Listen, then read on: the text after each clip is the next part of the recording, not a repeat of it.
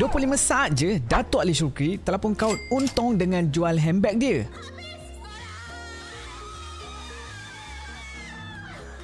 Tapi RM200,000 itu bukanlah profit bersih yang bakal masuk poket dia. So berapakah profit sebenar? Jom kita kira. Tapi sebelum dah mulakan, pastikan korang follow Daus sebab dah perasa masih ramai yang belum follow lagi. Jadi guys, baru-baru ini Datuk Ali Shukri telah pun membuat live. Dia jual lah beg kilat dia dekat TikTok. Dan sebanyak 3,000 biji beg tangan ataupun beg kilat telah pun sold out dalam masa 25 saat sahaja. Dengan ada sekitar 80,000 viewer lah yang tengah live, yang tengah tengok, yang tengah berebut nak beli waktu tu juga.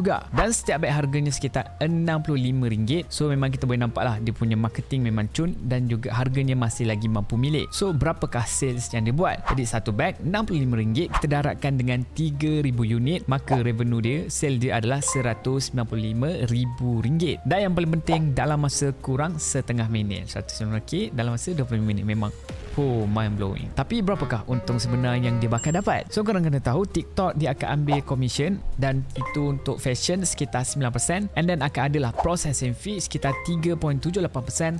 So total fees yang kena bayar sekitar 12.78%.